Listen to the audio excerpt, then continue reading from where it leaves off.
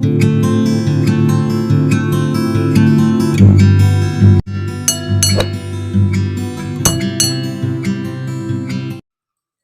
दोस्तों, मैं सुधाकर पांडे एक बार फिर अपने चैनल से आप लोगों के लिए प्राचीन इतिहास का मौर्य साम्राज्य का पार्ट 5 लेकर आपके सामने उपस्थित हुआ हूं। आशा करता हूं यह टॉपिक आपके परीक्षा के लिए काफ़ी उपयोगी होगा। अगर यह टॉपिक अच्छा लगे तो मेरे चैनल को लाइक, सब्सक्राइब और दोस्तों में शेयर करें। दोस्तों, मैंने मौर्य साम्राज्य का जानकारी के स्रोत चंद्रगुप्त मौर्य, बिंदुसार इत्यादि पर वीडियो बना दिया है। यदि आप उसे नहीं देखे हैं तो जाकर उसे कृपया देखें, तब जाकर यह अच्छे से समझ में आएगा। दोस्तों, चंद्रगुप्त मौर्य जो था वह 322 बीसी से लेकर 298 बीसी तक गद्दी पर बैठा और इस तरह से 298 बीसी में वह संलेखन विधि से मृत्यु को प्राप्त करता है। फिर उसका उत्तराधिकारी बिंदुसार बनता है और बिंदुसार 298 बीसी से लेकर के 273 बीसी तक शासन करता है। वो कुछ ज़्यादा कार्य नहीं करता है, वह अपने पिता द्वारा विजित प्रदेशों को केवल संरक्षण में रखता है।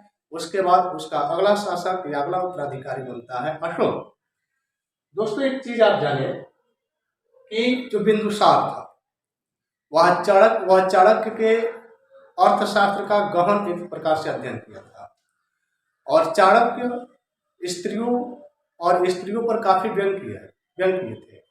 उनका मानना था कि किसी भी शासक को किसी से स्त्री से प्रेम नहीं करना चाहिए, स्त्रियां केवल भोग विलास की वस्तु होती है, ऐसा चाणक्य द्वारा बताया गया था। ऐसा कहा जा सकता है कि इसी को मानकर बिंदुसार कई विवाह किया था, जिसके द्वारा उसके कई संतान उत्पन्न हुए थे।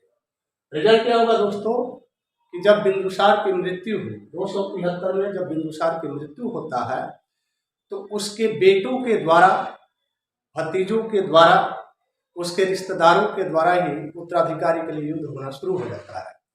यानी यूँ कह सकते हैं दोस्तों कि अशोक के जितने, अगर हम सभी को जोड़ दें तो उसके कुल 100 भाई थे। अशोक को गिन लेंगे तो 101 भाई हो जाएंगे। तो इस तरह से 101 भाई उसके हो गए अशोक को गिनेंगे तो राजा जैसे ही बिंदुसार मरा तो 101 भाइयों ने अपने आप को, जो जहां था वहीं से अपने आप को मौर्य साम्राज्य का शासक घोषित कर दिया। रिजल्ट क्या होगा, अशोक भी अपने आप को मौर्य साम्राज्य का शासक घोषित कर दिया।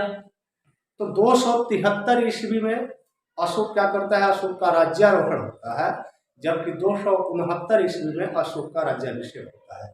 चलिए दोस्तों, इसको हम थोड़ा डिटेल्स लेते हैं। अशोक आय में हमारा टॉपिक होगा। दोस्तों, एग्जाम में पूछता है कि अशोक के अन्य नाम क्या है। तो दोस्तों, अशोक के अन्य नाम अशोक वर्धन है, जिसका प्रमाण मिलता है वायु पुराण में।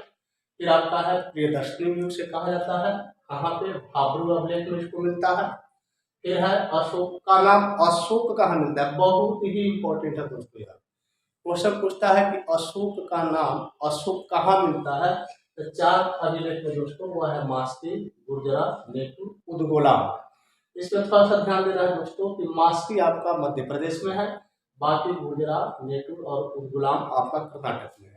काफी इंपॉर्टेंट है दोस्तों, इसको ध्यान रखना है। क्या इंपॉर्टेंट है कि अशोक का नाम अशोक कहाँ मिलता है, ऐसा मास्की, गुर्जरा, नेटू इत्यादि के अभिलेख। अब है दोस्तों, अशोक की माता कौन थी। तो अशोक की माता शुभद्रांगी थी। अशोक की माता का नाम शुभद्रांगी था। कैसे पता चलता है, तो दिव्यावदन एक किताब है, बौद्ध साहित्य है, उसी से पता चलता है कि अशोक की माता का नाम शुभद्रांगी था। शुभद्रांगी कौन थी, तो चंपा की एक ब्राह्मण पुत्री थी। चंपा एक क्या है, आप महाजनपद काल में देखिएगा तो अंग की राजधानी चंपा हुआ करती थी और उसी चंपा में एक ब्राह्मण था और उसी ब्राह्मण की पुत्री थी शुभद्रांगी। अब दोस्तों आए इसके पत्नी के बारे में देख लें। अशोक की कई पत्नियां थी, उसका नाम मैंने इंडिकेट किया हुआ है दोस्तों, जैसे कालवाती, सुरक्षिता, नागदेवी, महादेवी, पद्मावती। अब ये पद्मावती का भी वर्णन कहाँ से मिलता है दोस्तों, तो दिव्यावदन से। पुत्र की चर्चा करें, पुत्र कौन था, तो उसका पुत्र था महेंद्र। तेवर पुत्री कौन थी, तब पुत्री थी संघमित्रा एवं चारुमती। इस प्रकार दोस्तों यह अशोक का कुछ बेसिक जानकारी है। तो मैंने पहले ही चर्चा किया है कि जैसे ही उसके पिता की मृत्यु होती है 273 ईस्वी में, तो सभी अपने अपने आप को राजा घोषित कर देते हैं। इस प्रकार 273 ईस्वी में बिंदुसार के मृत्यु के बाद उत्तराधिकार के लिए युद्ध होना शुरू हो गया। इस प्रकार अशोक का राज्यारोहण 273 ईस्वी में, जबकि उसका राज्याभिषेक 269 ईस्वी में हुआ था। यानी तात्पर्य है कि जब सब कोई राजा घोषित कर दिया था, अशोक भी अपने आप को राजा घोषित कर दिया था। इस पर ध्यान देना है। क्वेश्चन पूछे कि अशोक का राज्यारोहण कब हुआ था, तो आंसर होगा 273 ईस्वी। अब तक क्वेश्चन पूछे कि अशोक का राज्याभिषेक कब हुआ था, तो आंसर होगा 269 ईस्वी। ये 273 और 269 के बीच जो 4 साल का गैप है, उसमें देखिए क्या करता है अशोक। शासक बनने के लिए क्या करता है, एक लड़ाई लड़ता है, और लड़ाई जो है उसका चलता है 273 से लेकर 269 ईस्वी तक, और वो लड़ाई अपने ही भाइयों के साथ लड़ता है। इसका परिचय कहाँ से मिलता है, तो एक सिंहली स्रोत है। सिंहली स्रोत के अनुसार अशोक ने अपने 99 भाइयों की हत्या कर 269 ईस्वी में गद्दी पर बैठा हुआ था। तो संवैधानिक रूप से वो गद्दी पर बैठा था 269 में, जबकि जनरली उसका राज्यारोहण हुआ था 273 में। अब क्वेश्चन पूछता है दोस्तों कि शासक बनने के पूर्व अशोक कहाँ कहाँ का राज्यपाल था, तो आंसर हो जाएगा तक्षशिला, अवंती का राज्यपाल था। अगर जो डायरेक्ट क्वेश्चन पूछे कि कहाँ का राज्यपाल था, तो आंसर हम लोग का अवंती होगा। तक्षशिला का भी था, लेकिन शासक बनने के पहले कहाँ का था, तो अवंती का। कभी कभी दोस्तों ऑप्शन में अवंती न देकर उज्जैन देता है, उज्जैन भी सही होगा, क्योंकि अवंती की राजधानी उज्जैन हुआ करती थी। अब है दोस्तों, जैसे मैंने आपको पढ़ा था कि चंद्रगुप्त मौर्य के दरबार में एक राजदूत आया था, बिंदुसार के दरबार में राजदूत आया था। तो चंद्रगुप्त मौर्य के दरबार में कौन सा राजदूत आया था, मेगास्थनीज। मेगास्थनीज किसका राजदूत था, शिल्पस निकेटर का। शिल्पस निकेटर कौन था, सिकंदर का जल थल सेनापति था। उसी तरह से बिंदुसार के समय में कौन सा राजदूत आया था, तो बिंदुसार के समय में डायमेकस आया था। डायमेकस किसका राजदूत था, तो एंटियोकस का राजदूत था। उसी तरह से बिंदुसार का उत्तराधिकारी अशोक हुआ, तो अशोक के समय में भी एक राजदूत आया था, जिसका वर्णन करता है प्लिनी कहता है कि मिस्र के शासक टॉलमी सेकंड, इसी का एक और नाम है जिसका नाम है फिलाडेल्फस। टॉलमी सेकंड कह सकते हैं, चाहे फिलाडेल्फस। प्लिनी के अनुसार मिस्र के शासक फिलाडेल्फस ने अशोक के दरबार में डायनोसिस नामक राजदूत भेजा था। तो देखिए बिंदुसार में डायमेकस और अशोक में डायनोसिस। तो ध्यान देने वाली बात होगा दोस्तों, इस पर ध्यान दीजिएगा। अब कह रहा दोस्तों कि अशोक अपने राज्याभिषेक के 8वें वर्ष कलिंग युद्ध पर लड़ाई किया था। कलिंग युद्ध कब लड़ा था, तो राज्याभिषेक के 8वें वर्ष, यानी 269 में उसका राज्याभिषेक हुआ था। 8 वर्ष घटा दीजिएगा तो 261 आ जाएगा। तो 261 में कलिंग युद्ध लड़ा था। इसी तरह से घटाते चलिएगा, यहाँ से क्लियर हो जाएगा।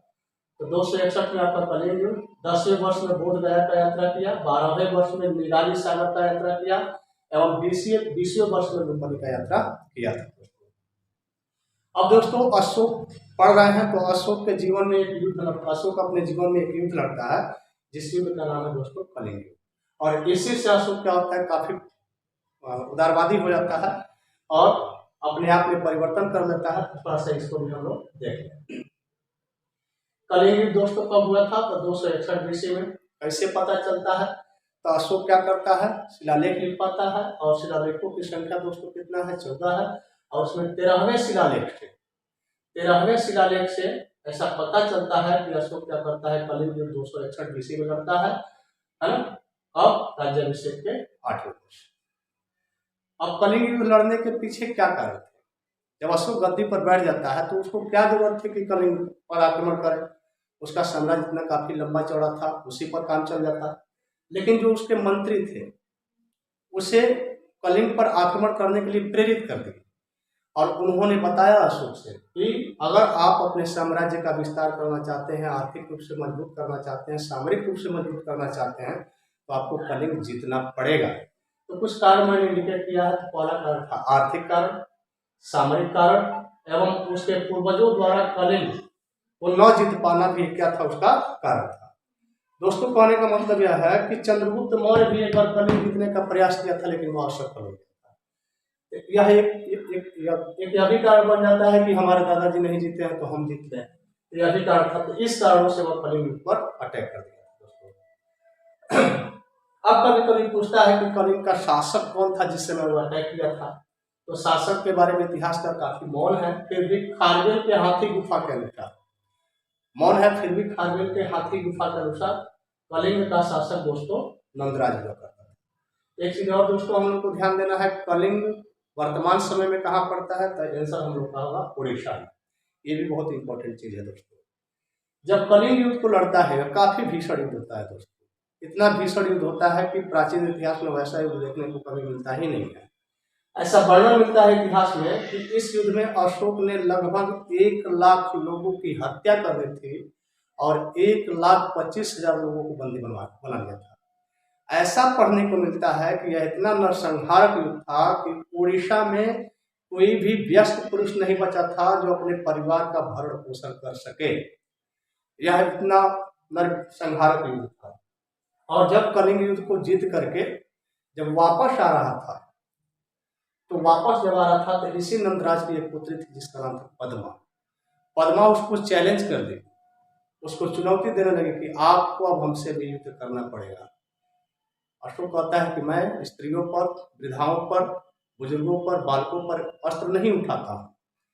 वह समझाती है कि आप ऐसा कर रहे हैं, अपने आप को बता रहे हैं बहुत वीर है, लेकिन हम लोग का भरण पोषण करेगा कौन।